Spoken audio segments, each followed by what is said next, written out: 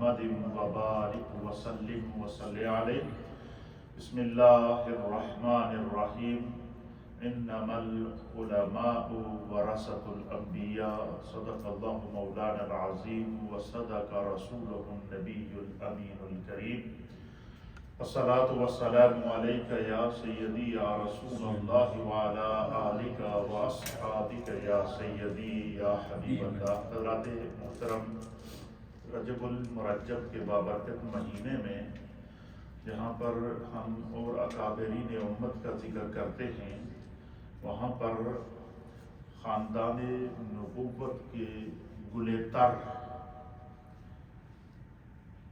امام عالی مقام سیدنا امام حسین رضی اللہ تعالیٰ عنہ نے کربلا میں جو قربانی دی، خاندان نبوت کے وہ 72 افراد وہاں قربان ہوئے دین مصطفیٰ کی حفاظت اور بقا کے لیے اور سنت رسول اور نبی علیہ الصلوۃ والسلام کے دین کو بچانے کے لیے۔ امام علی مقام کے ساتھ وہاں ہر طبقہ فکر اور ہر عمر کے بندے نے دین کے لیے قربانی دی۔ وہاں ایک 6 ماہ کے ننھے علی اصغر کی قربانی بھی نظر آتی ہے، اور نوجوان شبیہ مصطفیٰ حضرت سیدنا علی اکبر کی قربانی بھی نظر آتی ہے، اور خود امام علی مقام امام حسین رضی اللہ تعالیٰ عنہ کی قربانی، پھر آپ کے ساتھ خاندان نبوت کی خواتین کی قربانی، اور پھر اس پوری قربانی میں پھر امام علی مقام کی اپنی قربانی، اور پھر اللہ تعالیٰ کی حکمت تھی کہ قربانی قبول کی، دین بچ گیا۔ اب اس دین کی حفاظت اور اس دین کو امت تک پہنچانے کے لیے بھی اللہ تعالیٰ نے اسی میدان کربلا کے اندر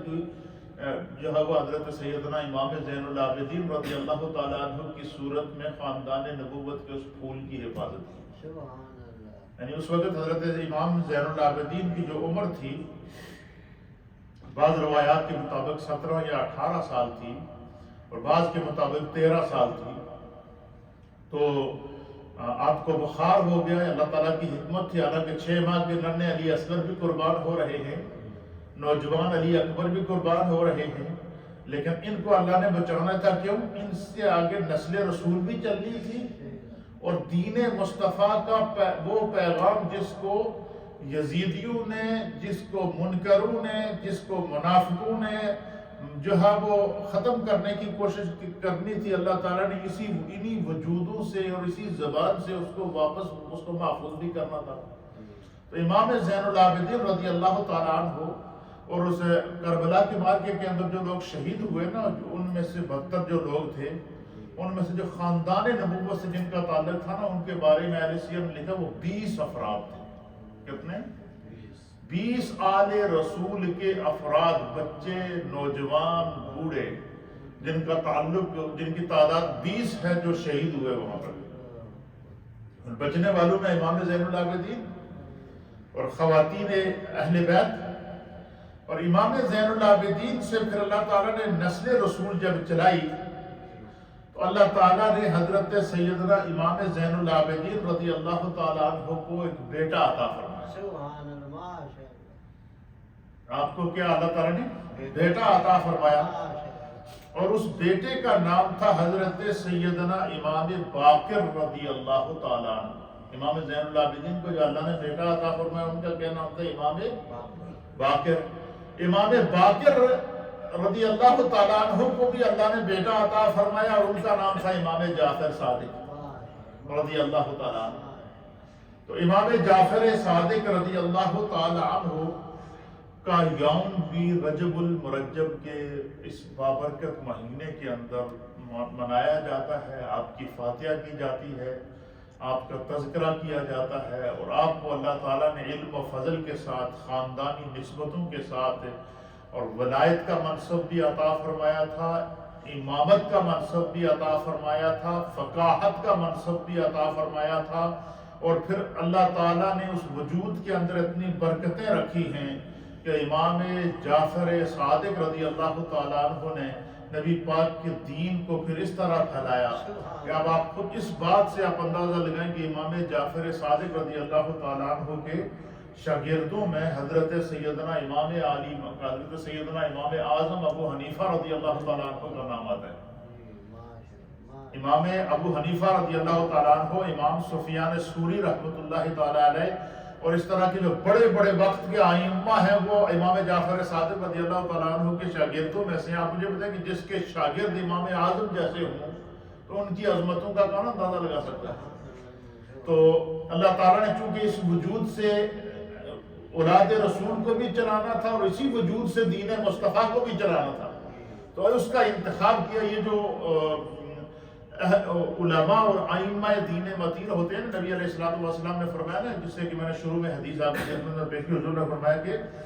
انما العلماء ورثۃ الانبیاء۔ حضور نے فرمایا کہ انبیاء اکرام، ایک روایت کے مطابق سرکار نے فرمایا کہ انبیاء اکرام درم اور دنانیر اور جائیدادیں چھوڑ کر دنیا میں نہیں جاتے۔ ہاں، انبیاء اکرام کی ایک وراثت ہوتی ہے اور وہ وراثت علم ہے۔ وہ کیا ہے؟ علم ہے۔ اور پھر اس علم کی وراثت کو جس انداز سے امام جعفر صادق رضی اللہ تعالیٰ عنہ نے چلایا اور جن نسبتوں سے اللہ تعالیٰ نے آپ سے کام لیا، حدیث پاک کے اندر آتا ہے کہ نبی علیہ السلام نے فرمایا کہ جب اللہ تعالیٰ کسی کے ساتھ بھلائی کا ارادہ فرماتا ہے، اذا ارادہ، جب اللہ تعالیٰ کسی کے ساتھ بھلائی کا ارادہ فرماتا ہے، کسی پر کرم فرماتا ہے، تو اس شخص کی چلتی پھرتی زندگی میں جو تبدیلی آتی ہے وہ کیا ہوتی ہے؟ یفقہ فی الدین، اللہ اسے دین کی سمجھ عطا فرماتا ہے۔ پھر اس کے وجود کے اندر، اس کی زبان کے اندر، اس کی تاثیر کے اندر، اس کی مجلس کے اندر، اس کی صحبت کے اندر ایسی برکت پیدا ہوتی ہے کہ پھر وہ رشد و ہدایت کی لوگوں کے اندر جو ہے اس کی بات لوگوں کے سینوں میں گھر کر جاتی ہے۔ اور پھر یہ ہمارے جو ائمہ دین متین، صحابہ اکرام، پھر تابعین کا دور، پھر تبع تابعین کا دور، ائمہ مجتہدین کا دور، اولیاء امت اور علماء امت کا دور، یہ قیامت تک رہے گا۔ کیوں؟ حضور نے فرمایا کہ علماء امتی کا انبیاء بنی اسرائیل۔ سرکار نے فرمایا کہ میری امت کے جو علماء ہیں یہ بنی اسرائیل کے انبیاء کی مانند ہیں۔ کیوں؟ ان کے وجود سے اللہ تعالیٰ نے کیا کرنا ہے؟ خیر کو پھیلانا ہے، دین کی حفاظت کرنی ہے۔ دین پر جب بھی کوئی برا وقت آیا تو اہل علم نے، علماء نے اس کی حفاظت کیا، ائمہ نے اس کی حفاظت کیا۔ آپ دیکھیں کہ یزید کے دور کے اندر سب سے پہلا جو وبال اور زوال آیا علم کی دنیا کے اندر، اور دین مصطفیٰ اور سنت رسول اور دین مصطفیٰ کے لیے تو امام علی مقام نے اپنی جب دیکھا کہ نبی کا دین بچ جائے گا لیکن یہ حسین کے خون کی قربانی مانگتا ہے، اللہ امام حسین چاہتے تو کہتے میں رسول اللہ کی اولاد میں سے ہوں اور میں مدینہ شریف کی بنی بنائی گدی ہے، میں وہیں بیٹھ جاتا ہوں، مجھے کیا ضرورت ہے آپ مدینہ۔ لوگ حج کے لیے مشرق مغرب شمال اور جنوب سے حرم کی طرف آ رہے ہیں، امام حسین حرم چھوڑ کر کوفہ کی طرف جا رہے ہیں۔ کیوں؟ دین کو بچانا ہے۔ اس وقت وہ ذمہ داری ان پر فرض عین ہو جاتی ہے۔ اس لیے جو لوگ دین کی حفاظت کے لیے کوشاں ہونا، اگر آپ ان کی مدد نہ کر سکے تو کم از کم اتنا ضرور کرنا چاہیے کہ اپنی زبان سے ان کے لیے دعا ضرور نکالیں کہ یا بار الہ، ہم اگر اس قابل نہیں ہے تو تو نے ان کو توفیق دی ہے، ان کی غیب سے مدد فرما۔ تو حضرت سیدنا امام جعفر صادق رضی اللہ تعالیٰ عنہ کا مختصر تعارف میں آپ کی خدمت میں پیش کرتا ہوں۔ آپ کا اسم گرامی جعفر تھا، کیا نام تھا؟ اور آپ کی کنیت ابو عبداللہ اور ابو اسماعیل تھی۔ آپ اکابر امت میں سے تھے اور اکابر امت نے آپ کے کئی القابات لکھے ہیں، اور ان القابات میں سے ایک لقب جو سب سے زیادہ مشہور ہوا، جو آپ کی پہچان بنا، اس کا وہ لقب ہے الصادق۔ امام جعفر صادق۔ صادق اس لیے کہتے ہیں کہ ان کی بات کے اندر اتنی سچائی ہوتی تھی،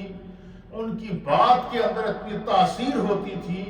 ان کی گفتگو کے اندر اتنی تاثیر ہوتی تھی کہ ان کی گفتگو لوگوں کے سینوں میں نقش ہو جاتی تھی۔ امت کے ڈگمگاتی ہوئی امت کو ان کے سینوں میں امام جعفر صادق نے علم کو بھی بھرا، روحانیت کو بھی بھرا اور دین مصطفیٰ کے لوگوں کے سینوں میں نقش کیا۔ یہ جو آپ نے نا ایک جملہ مشہور ہے کہ فلاں شخص کی باتوں میں اتنی تاثیر ہے، یوں لگتا ہے کہ جیسے وہ کوئی گھول کر پلاتا ہے۔ کیا کرتا ہے؟ وہ ایسی بات کرتا ہے کہ جیسے گھول کر پلاتا ہے، کہ کوئی بھی بات کرے تو وہ بات کسی کے ذہن سے نکلتی نہیں ہے، لوگوں کے سینوں میں جم جاتی ہے۔ تو ان لوگوں میں سے حضرت امام جعفر صادق کا تھا کہ آپ کی اس کی وجہ یہ تھی، کہ آپ کا جو نسب، خاندانی نسب ہے وہ سنیے۔ نسب آپ کا یہ تھا کہ سن 80 ہجری میں آپ کی پیدائش ہوئی۔ کون سی؟ اور یہ صحابہ اکرام کا دور ہے، سن 80 ہجری یہ صحابہ اکرام کا دور ہے۔ اور پھر آپ کے دادا جان حضرت امام زین العابدین ہیں، اور پردادا امام حسین ہیں، اور پھر مولا کائنات ہیں۔ سلسلہ نسب آپ کا اہل مفسرین نے اس طرح لکھا ہے کہ ایمان اور عمل صالح کے بعد سب سے بڑا شرف جو خانوادہ نبوت سے نسبت ہے وہ امام زین العابدین کو اللہ نے عطا فرمایا، کہ نبی پاک کے خاندان سے نہ صرف نسبت کہ ان سے خاندان نبوت بھی چلا، اور ان سے نبی پاک کے دین کی حفاظت بھی ہوئی، اور ان کے ذریعے اللہ تعالیٰ نے لوگوں کے، یعنی یزید نے اپنے دور کے اندر جو بے حیائی پھیلا دی تھی، عریانی پھیلا دی تھی، فحاشی پھیلا دی تھی، دین کی جو اصل تھی اس کو خراب کرنے کی اس نے کوشش کی تھی۔ امام علی مقام امام حسین تو شہید ہو گئے، انہوں نے اپنے ساتھ 20 خاندان نبوت کے افراد کو دین کو بچانے کے لیے قربان کر دیا۔ اچھا، امام زین العابدین رضی اللہ تعالیٰ عنہ، آپ دیکھیں کہ وہ اپنے سامنے خاندان نبوت کے 20 افراد کو قتل ہوتے ہوئے انہوں نے دیکھا۔ اپنے بابا جان امام علی مقام امام حسین کا سر تن سے جدا ہو کر نیزے پہ لٹکتے ہوئے، نیزے کے اوپر لہراتے ہوئے سر کو بھی امام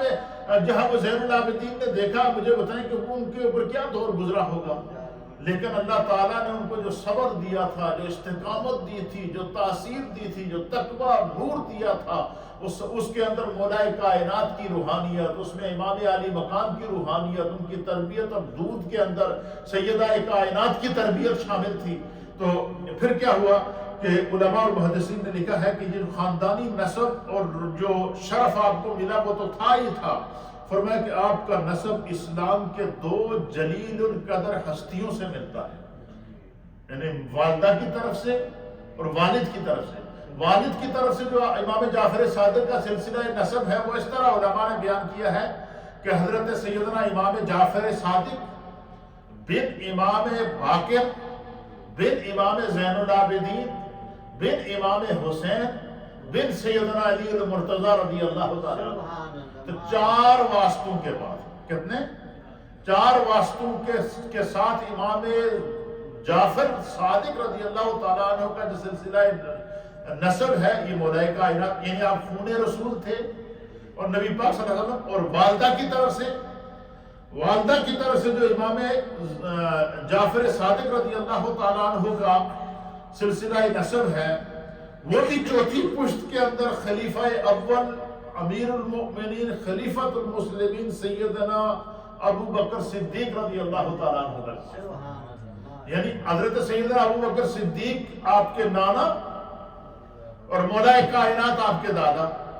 امام علی مقام امام حسین آپ کے دادا، اور اسی طریقے سے ماں کی نسبت سے اس کو علماء محدثین نے اس طرح لکھا ہے کہ 4تھی پشت کے اندر خلیفہ اول حضرت سیدنا صدیق اکبر رضی صدیق امت وزیر رسول رفیق غار و مزار خلیفۃ المسلمین حضرت سیدنا ابو بکر صدیق رضی اللہ تعالیٰ عنہ سے ملتا ہے۔ اور وہ سلسلہ کیسے ہے کہ امام جعفر صادق کی جو والدہ تھی ان کا نام تھا ام فروہ۔ امام جعفر صادق کی والدہ کا کیا نام تھا؟ ام فروہ،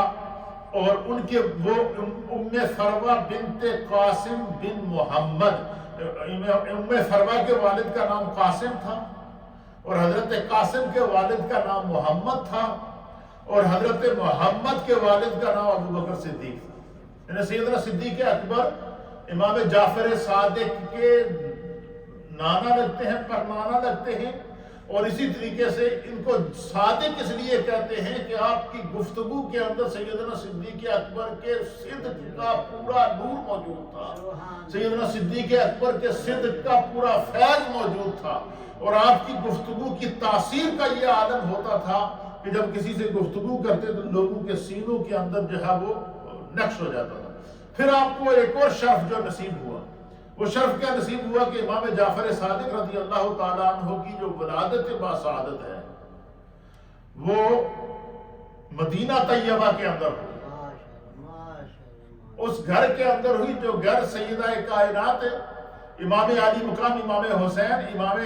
جو ہے زین العابدین اور امام باقر کا تھا، اس گھر کے اندر کیا ہوئی، امام جعفر صادق کی ولادت ہوئی مدینہ طیبہ کے اندر۔ فرمایا کہ اس میں آپ کی نشو و نما ہوئی، پرورش ہوئی، اور پھر آپ کی علم کے اندر حضرت سیدنا علی المرتضیٰ کے علم کی فقاہت اور ثقافت کا نور موجود تھا، سیدنا صدیق اکبر کی صداقت کا نور موجود تھا، اور اسی طریقے سے اللہ تعالیٰ نے آپ کے وجود سے جو ہے پھر کائنات کے عالم کے اندر، آپ مجھے بتائیں کہ وہ کیسا دور تھا کہ کربلا میں کیا سے کیا نہ ہو گیا۔ پھر اس کے بعد امام زین العابدین نے اتنا کچھ دیکھنے کے بعد پھر جو وہ آپ نے دین کے دامن کو نہیں چھوڑا، سنت کے دامن کو نہیں چھوڑا، تقوی کے دامن کو نہ چھوڑا، عبادت اور ریاضت کے دامن کو نہ چھوڑا، پھر بچوں کی تربیت کو نہ چھوڑا، اور پھر آج امام جعفر صادق کے توسل سے آج ہم تک دین جو ہے وہ پہنچا ہے، اور یہ قیامت تک جاری و ساری رہے گا۔ امام جعفر صادق اپنے زمانے میں بنو ہاشم کے سردار، علوم مصطفی اور مرتضوی کے جامع تھے، یعنی امام جعفر صادق کے علوم کے اندر علم مصطفیٰ کا فیض اور مولا کائنات کے علم کا فیض اور سیدہ کائنات سیدہ فاطمہ الزہرا کی نسبتوں کا فیض اور سیدنا صدیق اکبر رضی اللہ تعالیٰ عنہ کے صدق کا فیض، ان تمام کمالات کا جو مجموعہ تھا نا، ان تمام کمالات کو جمع کر کے جو نور نکلتا ہوا سامنے آتا ہے، اس کا نام امام جعفر صادق ہے۔ اللہ اکبر، ان کو امام جعفر صادق کہتے ہیں کہ ذہانت فطانت میں اہل بیت نبوت کے وارث، فہم اور دانش میں جو ہے وہ بے حد درجہ جو ہے وہ عمیق نظر رکھتے تھے، وسیع نظر رکھتے تھے، شریعت کے معنی اور مفاہیم اور مقاصد سے مکمل طور پر واقفیت رکھتے تھے، بصیرت اور بصارت کا نور رکھتے تھے، اور آپ کی شخصیت میں علم، حکمت، تحقیق، نکتہ دانی اور وسعت نظر اور فکر نظر کا ایک ایسا جامع اور ایسا فیض تھا کہ اللہ تعالیٰ نے آپ کے وجود سے پھر کائنات عالم کو منور کیا۔ آئمہ اور علماء نے آپ کی زندگی کو کس طرح بیان کیا؟ حضرت امام مالک رضی اللہ تعالیٰ عنہ بیان کرتے ہیں، امام مالک بن انس رضی اللہ تعالیٰ عنہ، وہ آپ کے فضائل اور مناقب کو بیان کرتے ہیں، وہ فرماتے ہیں کہ میں نے جب بھی امام جعفر صادق کی خدمت میں آیا تو میں نے انہیں روزہ، نماز اور قرآن مجید کی تلاوت میں مصروف پایا، اور جب رسول اللہ صلی اللہ تعالیٰ علیہ وسلم کا ذکر ہوتا تو آپ کا رنگ زرد پڑ جاتا، اور جب حدیث پاک بیان ہوتی تو وضو کرتے، اور کبھی بھی انہیں بے مقصد بات کرتے ہوئے نہیں دیکھا گیا۔ کیوں؟ سنت رسول کے آپ امین تھے۔ یہ امام مالک بیان کرتے ہیں کہ کبھی بھی انہیں بے مقصد بات کرتے ہوئے نہیں دیکھا گیا۔ پھر آپ فرماتے ہیں کہ آپ رسول اللہ صلی اللہ تعالیٰ علیہ وسلم کی کثیر احادیث کے حافظ تھے۔ امام جعفر صادق رضی اللہ تعالیٰ عنہ حافظ الحدیث بھی تھے۔ آپ کو رسول اللہ صلی اللہ علیہ وسلم کے علم اور چونکہ ورثے میں ملا تھا، فرمایا کہ آپ کی مجلس علم اور حکمت اور بے شمار فوائد کی حامل تھی۔ پھر امام مالک فرماتے ہیں کہ امام جعفر صادق جیسا عالم، زاہد کسی آنکھ نے ہمارے دور میں نہیں دیکھا تھا، نہ کسی کان نے سنا تھا۔ آپ کی شخصیت تصورات سے ماورا ہے، یعنی جو انسان سوچتا ہے نا، کہ شاید فرمایا کہ وہ سوچ سے بھی زیادہ خدا نے انہیں مرتبہ عطا فرمایا تھا۔ علم کے اعتبار سے بھی وہ آسمان ولایت پر تھے، آسمان علم پر تھے، ولایت روحانیت کے اعتبار سے بھی آسمان ولایت کے آپ چمکتے ہوئے سورج تھے، اور اسی طریقے سے قیامت تک کے لیے اللہ تعالیٰ۔ پھر اسی طریقے سے امام ابو حنیفہ نعمان بن ثابت آپ بیان فرماتے ہیں کہ امام جعفر صادق کے ہم عمر تھے، اور یہ معاصرت ان کے لیے بارگاہ امام میں ایک طالب علم کے حق کی حیثیت سے حاضر ہونے کی تھی، یعنی امام جعفر صادق کی جو پیدائش ہے وہ 80 ہجری ہے، امام اعظم ابو حنیفہ کی پیدائش بھی 80 ہجری ہے۔ ہم عمر تھے، ہم زمانہ تھے، لیکن امام اعظم ابو حنیفہ جب ان کی بارگاہ میں آتے، ایک اسٹوڈنٹ کی حیثیت سے آتے، طالب علم کی حیثیت سے آتے اور ان سے دین سیکھتے، اور آپ دیکھیں کہ امام جعفر صادق کی ہوئی تربیت کا اثر اللہ تعالیٰ نے امام اعظم ابو حنیفہ کو اس طرح عطا کیا کہ حضور علیہ الصلوۃ والسلام نے فرمایا کہ ایک ایسا دور آئے گا، سرکار نے فرمایا کہ اگر علم دنیا سے اٹھ کر اوج ثریا پر چلا جائے، یعنی علم دنیا سے اٹھ کر آسمان پر چلا جائے، تو حضور نے فرمایا کہ مردان فارس میں سے، پرشین سٹیٹ کے رہنے والے لوگوں میں سے، حضور نے فرمایا میری امت میں ایک ایسا عالم پیدا ہوگا، ایک ایسا فقیہ پیدا ہوگا، ایک ایسا مرد جری پیدا ہوگا، ایک ایسا عالم پیدا ہوگا، تو حضور نے فرمایا کہ وہ علم کو آسمان سے کھینچ کر واپس زمین پر لائے گا اور لوگوں کے سینوں میں نقش کر دے گا۔ اور علماء نے لکھا کہ اس حدیث کے مصداق کون ہے؟ امام اعظم ابو حنیفہ ہے۔ امام اعظم ابو حنیفہ کے علم کا اگر یہ عالم ہے کہ میرے مصطفیٰ کریم اس کی طرف اشارہ فرما رہے ہیں کہ علماء لکھیں کہ اس حدیث کے مصداق ہیں امام اعظم، تو امام اعظم کے علم کا یہ عالم ہے کہ اگر آسمان تک علم چلا جائے تو کھینچ کر واپس زمین میں لا کر لوگوں کے سینوں میں ڈالیں گے۔ تو امام اعظم کو پڑھانے والے امام جعفر صادق ہیں، ان کے علم کا کیا عالم ہوگا، ان کی عظمت کا کیا عالم ہوگا۔ یہ دیکھیں کہ یہ ہمارے ان اکابرین کی محنت ہے جن کی وجہ سے آج 1400 سال سے زیادہ عرصہ گزرنے کے بعد بھی دین موجود ہے اور انشاءاللہ قیامت تک رہے گا۔ کیوں؟ یہ ان کی برکات ہیں، یہ ان کے عمل کا فیض ہے، ان کا عمل آج بھی زندہ ہے، اور اس طریقے سے انہوں نے امت کی کیا کی اور رہنمائی کی ہے۔ امام اعظم ابو حنیفہ فرماتے ہیں کہ میں نے ابو جعفر منصور کے دربار میں، آپ فرماتے ہیں امام جعفر ہم عمر تھے، اور فرماتے ہیں کہ جو ہے وہ میں نے امام جعفر منصور کے دربار میں اس کی فرمائش پر امام جعفر بن محمد سے 40 دقیق مسائل پوچھے۔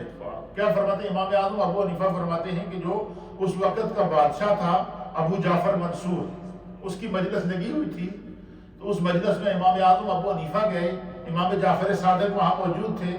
تو امام اعظم ابو حنیفہ فرماتے ہیں کہ میں نے 40 مسئلے پوچھے امام جعفر صادق سے۔ کتنے؟ 40 دقیق مسائل۔ کیا مطلب؟ دقیق مسائل کا مطلب یہ کہ امام اعظم ابو حنیفہ کے 40 ایسے مسئلے تھے اس وقت اس دور کے جن مسائل کا حل کرنے سے سارے لوگ عاجز تھے، امت کو ان کی ضرورت تھی کہ ان مسئلوں کا حل کیا ہوگا۔ تو امام اعظم ابو حنیفہ کہتے ہیں میں نے وہ سارے مسئلے جمع کیے، وہ سارے سوالات جمع کیے،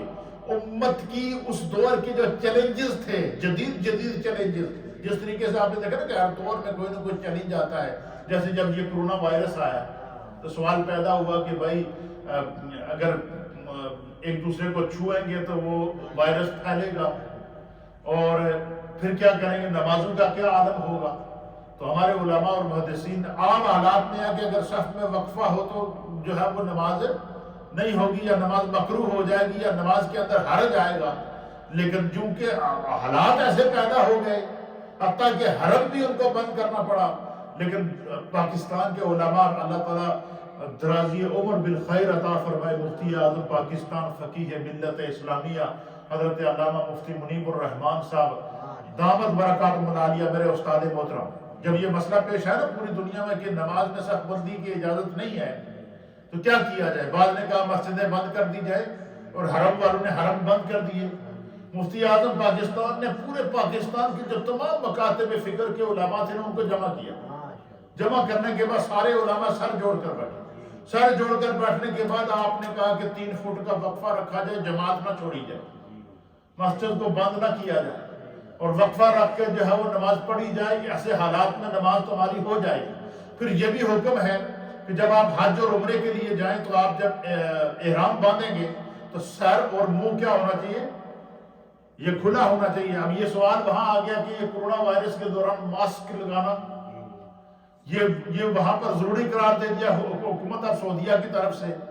تو ایسی حالت میں کیا کیا جائے؟ اس وقت بھی آپ نے فتویٰ دیا اس نے فرمایا کہ یہ چونکہ ضرورت و تعزیر المعذورات کے تحت ہے، انسان بے بس ہے، لہٰذا جو حج کرنے والے یا عمرہ کرنے والے کورونا وائرس کے دوران ہیں وہ ماسک لگا کر عمرہ کر لیں یا حج کر لیں، تو وہ بعد میں چاہیں تو ایک قربانی دے دیں، صدقہ دے دیں، فدیہ دے دیں۔ تو اگر وہ فدیہ نہیں بھی دیں گے تو پھر بھی ان کے حج اور عمرے کے اندر حرج نہیں آئے گی۔ کیوں؟ یہ ایسا وائرس ہے، ایسی آفات آ گئی ہے جو انسانیت کے بس میں نہیں ہے، اور اس کے تحت اللہ تعالیٰ کرم فرمانے والا ہے۔ تو ہر دور کی جو جدید مسائل ہیں نا، ان مسائل کو پیش کر امام اعظم ابو حنیفہ کہتے ہیں کہ اس دور کے اندر 40 مسئلے تھے جس کو بالکل جی ایک منٹ میں نے ذرا پٹڑی تو اتار رہا ہے، مسئلہ سنا۔ 40 مسئلے تھے اس دور کے اندر۔ کیا تھے؟ 40 مسائل تھے جو امت کے لیے چیلنجز تھے۔ امام اعظم ابو حنیفہ کہتے ہیں میں نے وہ 40 مسئلے لکھے۔ لکھنے کے بعد امام ابو جعفر منصور جو اس وقت کا حکمران تھا اس کا دربار لگا، اور پورے وقت کے سارے علماء اور ائمہ جمع ہوئے۔ فرمایا ہم سب میں نسبت کے اعتبار سے، علم کے اعتبار سے امام جعفر صادق رضی اللہ تعالیٰ عنہ سب سے بلند منصب پر تھے۔ امام جعفر صادق وہاں بیٹھے ہوئے، امام اعظم ابو حنیفہ وہ مسئلے لکھ کر لائے۔ آپ فرماتے ہیں، یہ دیکھیں خود بیان کرتے ہیں امام اعظم ابو حنیفہ، حیات ابی حنیفہ کے اندر یہ بات لکھی ہوئی ہے۔ ابو زہرہ نے اس کو بیان کیا صفحہ نمبر 130 کے اوپر۔ آپ فرماتے ہیں، امام اعظم ابو حنیفہ فرماتے ہیں کہ ابو جعفر منصور کی بارگاہ میں ہم حاضر ہوئے، اور 40 دقیق فقہی مسائل میں نے جمع کیے، اور میں ایک ایک مسئلہ پوچھتا گیا کہ اس وقت امت کو یہ مسئلہ درپیش ہے، امت کو یہ پریشانی ہے، اس مسئلے کا حل کوئی ذہن میں نہیں آ رہا ہے۔ تو فرماتے ہیں کہ پہلا مسئلہ میں نے پوچھا، امام اعظم ابو حنیفہ کہتے ہیں فی البتی اسی وقت اس مسئلے کا حل امام جعفر صادق نے بیان کر دیا۔ کہتے ہیں دوسرا مسئلہ پوچھا، اسی وقت امام جعفر صادق نے اس کا حل پیش کر دیا۔ تیسرا مسئلہ پوچھا، اسی وقت کہتے ہیں کرتے کرتے 4 5 6 7 8 9 10 20 30 40 مسئلے امام اعظم ابو حنیفہ کہتے ہیں میں نے پوچھا۔ حاکم وقت بھی بیٹھا ہوا ہے، قاضی القضاء بھی بیٹھے ہوئے ہیں، تمام وقت کے علماء اور ائمہ بھی بیٹھے ہوئے ہیں، پورے وقت کی سلطنت جمع ہے سر جوڑ کر۔ وہ امام اعظم ابو حنیفہ کہتے ہیں میں مسئلہ اس کا سوال کرتا جا رہا ہوں، امام جعفر صادق اس کا حل پیش کرتے جا رہے ہیں۔ تو یہ بات لکھنے کے بعد امام اعظم ابو حنیفہ فرماتے ہیں کہ امام جعفر صادق کو اللہ تعالیٰ نے ایسا ذہن عطا فرمایا تھا، ایسا علم عطا فرمایا تھا کہ وہ اس کے اندر مولا کائنات جن کے بارے میں حضور نے فرمایا کہ انا مدینۃ العلم وعلی بابھا، کہ میں علم کا شہر ہوں اور علی اس کے دروازہ ہیں۔ فرمایا مدینۃ العلم کے علم کا فیضان اگر اس دور کے اندر کسی کے چہرے سے نظر آتا تھا، افکار سے نظر آتا تھا، کردار سے نظر آتا تھا، اس کا نام حضرت سیدنا امام جعفر صادق رضی اللہ عنہ۔ امام اعظم ابو حنیفہ کہتے ہیں 40 وہ مسائل جن کو حل کرنے سے امت عاجز تھی، کہتے ہیں میں سوال کرتا جا رہا تھا اور امام جعفر صادق اس کا جواب دے رہے تھے۔ 40 مسائل اسی وقت اسی مجلس میں حل کر کے آپ اٹھے ہیں۔ فرمایا اس کے بعد آپ فرماتے ہیں کہ ہمارے لیے بھی اللہ تعالیٰ نے فقہ کی رائے کھول دی۔ پھر امام اعظم ابو حنیفہ نے فقہ کو مدون کیا، تو یہ سارے کہتے ہیں کہ بد ذہنوں کی بد گریں کھولنے میں امام جعفر صادق رضی اللہ تعالیٰ عنہ کو اللہ نے ملکہ عطا فرمایا تھا۔ پھر آپ فرماتے ہیں صالح بن اسود کہتے ہیں کہ میں نے امام جعفر صادق سے بن محمد سے براہ راست سنا ہے کہ قبل اس کے کہ تم مجھے اپنے درمیان نہ پاؤ، مجھ سے علوم حدیث کے متعلق سوال کیا کرو، کیونکہ میرے بعد تمہیں میری طرح کوئی بھی حدیث بیان نہیں کرے گا۔ یعنی روایات حدیث جو ہم تک آج اس دور کے اندر بھی روایات حدیث پہنچی ہیں، روایات حدیث پہنچی ہیں، وہ بھی اس نسبت سے امام جعفر صادق سے ہو کر ہم تک پہنچتی ہیں۔ فقہ حنفی جو ہمارے پاس پہنچی ہے اس کے اندر بھی امام اعظم ابو حنیفہ نے کو فیض امام جعفر صادق سے ملا، اور امام جعفر صادق کے اس فیض کو امام اعظم ابو حنیفہ نے 4 گانگے عالم کے اندر پھیلایا۔ تو یہ ہے وہ علم کا وہ نور، وہ جو اللہ تعالیٰ نے۔ علامہ یحییٰ بن شرف نووی رحمۃ اللہ علیہ لکھتے ہیں کہ امام جعفر صادق سے محمد بن اسحاق و یحییٰ انصاری نے، مالک بن انس نے، سفیان ثوری نے، سفیان بن عیانہ نے، اور ابن جرائج نے، شعبہ بن حجاج نے، اور یحییٰ بن القطان وغیرہ ہم نے حدیثیں روایت کی ہیں۔ یہ جو میں نے نام لیے یہ سارے کے سارے محدثین ہیں، اور ان نے جتنی حدیثیں روایت کی ہیں انہوں نے سب نے یہ روایات کس سے لی ہیں؟ امام جعفر صادق سے لی ہیں، بشمول امام اعظم ابو حنیفہ۔ پھر علامہ عبد الکریم شہرستانی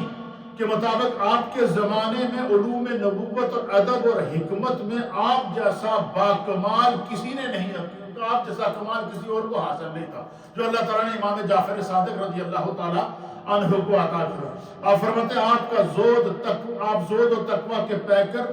دنیا کی ہنگامہ آرائیوں سے یکسر لا تعلق تھے۔ دنیا میں کیا ہو رہا ہے، لوگ کیا کر رہے ہیں، فرما اس طرف ان کی توجہ نہیں تھی، وہ یہ تھے کہ امت کے سینوں میں نبی کا دین کیسے پہنچایا جائے، لوگوں کو نبی کے دین کا پیغام کس طریقے سے دیا جائے۔ پھر آپ فرماتے ہیں کہ آپ نے اپنی زندگی کا بڑا حصہ مدینہ طیبہ میں گزارا، تشنگان علم دور دراز سے سفر طے کر کے آپ کی خدمت میں تحصیل علم کے لیے حاضر ہوتے، اور پھر آپ عراق تشریف لے گئے، اور پھر کچھ عرصہ وہاں قیام پذیر ہوئے، اور پوری زندگی آپ امامت کے بارے میں کسی سے برسر پیکار ہوئے، نہ خلافت کے بارے میں کسی سے برسر پیکار، یعنی پوری امت کو پتا تھا کہ یہ نبی پاک صلی اللہ علیہ وسلم کے خاندان کا وہ امام ہے کہ جو اس وقت علوم نبوت کا بھی وارث ہے، لیکن کبھی انہوں نے یہ نہیں کہا کہ مجھے حاکم بنا دیا جائے یا قاضی بنا دیا جائے یا مجھے کسی بڑے منصب کو عطا کر، فرمایا نہیں، ان کی وہ دنیا ہی الگ تھی، وہ دنیا سے بالکل کٹے ہوئے تھے۔ اور صرف پھر فرماتے ہیں علماء محدثین لکھتے ہیں تاریخ الکبیر کے اندر ابن حیثم نے لکھا ہے کہ امام جعفر صادق رضی اللہ تعالیٰ عنہ اپنے آباء و اجداد کی طرح حضرات شیخین کریمین رضی اللہ تعالیٰ عنہما سے محبت کرتے تھے، یعنی امام جعفر صادق حضرت سیدنا ابو بکر صدیق اور حضرت سیدنا فاروق اعظم سے شدید محبت کرتے تھے، ان کی شان میں کوئی منفی جملہ سننا بھی گوارا نہیں کرتے تھے۔ آج جو اپنے آپ کو فقہ جعفریہ کے پیروکار کہہ رہے ہیں نا، اور صحابہ اکرام کو سر عام گالیاں دے رہے ہیں نعوذ باللہ من ذالک، اور صحابہ اکرام کے سر عام توہین کر رہے ہیں، ان کو اس بات کا علم ہونا چاہیے کہ امام جعفر صادق شیخین کریمین سے محبت کرتے تھے، اور ان کے خلاف ایک جملہ بھی سننا ان کو گوارا نہیں تھا۔ یہ امام جعفر صادق کا عقیدہ ہے، یہ امام جعفر صادق رضی اللہ تعالیٰ عنہ کی محبت ہے صحابہ اکرام کے ساتھ۔ آپ فرماتے ہیں کہ بلکہ سیدنا صدیق اکبر رضی اللہ تعالیٰ عنہ کے ساتھ قائم رشتے کو اپنے لیے باعث خیر و برکت سمجھتے تھے۔ چنانچہ زہیر بن محمد بیان کرتے ہیں کہ میرے والد امام جعفر بن محمد نے کہا ہے کہ میرا پڑوسی آپ کے متعلق کہتا ہے کہ آپ حضرت ابو بکر اور عمر رضی اللہ تعالیٰ عنہ سے برات کا اظہار کرتے ہیں۔ آپ نے فرمایا اللہ تعالیٰ تمہارے پڑوسی سے بری ہے، باخدا اللہ تعالیٰ کی ذات سے میں یہ امید رکھتا ہوں کہ وہ مجھے ابو بکر صدیق رضی اللہ تعالیٰ عنہ کی قرابت سے نفع عطا فرمائے گا۔ یعنی حضرت ابو بکر صدیق کے ساتھ جو آپ کا ننہالی رشتہ تھا، حضرت امام جعفر کہتے ہیں کہ مجھے اس پر فخر ہے، بلکہ کئی دفعہ بیان کرتے تھے کہ میں اپنی دونوں نسبتوں پر ناز کرتا ہوں، کہ فرمایا میرے نسب کے اندر حیدری خون ہے، اور میرے دودھ کے اندر جو ہے وہ سیدنا صدیق اکبر رضی اللہ تعالیٰ عنہ کا جو ننہالی فیض سیدنا صدیق اکبر کا میرے اندر موجود ہے۔ اس لیے فرماتے ہیں کہ جو ہمارا سلسلہ نقشبندیہ ہے، یہ سلسلہ قادریہ کے ساتھ جا کر جب امام جعفر صادق پہ پہنچتا ہے تو وہاں پر دونوں سلسلہ قادریہ کا فیض بھی سلسلہ نقشبندیہ کو مل جاتا ہے، اور سلسلہ نقشبندیہ کا فیض تو براہ راست سیدنا صدیق اکبر سے جب آ کر پہنچتا ہے۔ جو سلسلہ نقشبندیہ کا شجرہ نسب ہے اس میں امام جعفر صادق کا نام آتا ہے، کیوں کہ سیدنا صدیق اکبر کی نسبت کی وجہ سے یہ فیض بھی اس سلسلے کو حاضر ہے۔ اسی طریقے سے علماء اور ائمہ نے اس کی بے شمار فضائل لکھے ہیں۔ تو یہ امام جعفر صادق رضی اللہ تعالیٰ عنہ کا اس محرم رجب الشریف کے مہینے کے اندر آپ کا یوم منایا جاتا ہے۔ لوگ مختلف انداز سے آپ کی فاتحہ کرتے ہیں۔ کئی لوگوں کے اندر یہ رواج ہے سنٹرل ایشیا کے اندر کہ وہ کچھ چیزیں پکاتے ہیں اور کہتے ہیں یہ کونڈوں کی فاتحہ ہے، لیکن اس کو کوئی یہ کہے جی کہ اگر کہ یہ کونڈوں کی فاتحہ یہ کوئی شریعت کا یا دین کا حصہ ہے یا لازم ہے یا فرض ہے یا واجب ہے، یہ فرض اور واجب نہیں ہے، یہ صرف اور صرف ایک جس طرح عام ایصال ثواب ہے، یہ ایک ایصال ثواب ہے۔ تو اس لیے امام جعفر صادق کے ذریعے ہم تک دین پہنچا۔ امام حسین کی قربانی کے بعد جو دین سامنے صحیح شکل میں آیا، امت تک پہنچا ہے، اس کو پہنچانے میں امام جعفر صادق کا وہ کردار ہے کہ میں سمجھتا ہوں کہ امام جعفر صادق کا علمی اور روحانی مقام دیکھنے کے بعد پتہ چلتا ہے کہ شاید امام حسین رضی اللہ تعالیٰ عنہ نے جو یزید کے بطلان کو ثابت کرنے کے لیے اور یزید کے فسق اور فجور کو ثابت کرنے کے لیے اور یزید کے ظلم کے سامنے نہ جھک کر جو آپ نے قربانی پیش کی تھی، اور اس قربانی کا صلہ دنیا کو جو دکھایا ہے، امام حسین کی قربانی کا نتیجہ کہ دین کس طرح بچا ہے، وہ اگر دنیا کو کسی نے دکھایا ہے تو وہ امام جعفر صادق رضی اللہ تعالیٰ عنہ نے علم کے ذریعے، عمل کے ذریعے، احادیث کی روایات کے ذریعے، فقہ کی تدوین کے ذریعے اور نبی پاک کے دین کو آسان پیرائے میں محفوظ کر کے امت تک پہنچانے کے لیے امام جعفر صادق کا کردار قیامت تک کے لیے امت کے لیے مشعل راہ رہے گا۔ یہ آپ ائمہ اہل بیت میں سے ہے، اور اللہ تعالی ہم سب کو ان کے تذکرے کی برکات نصیب فرمائے۔ تھوڑا سا ذکر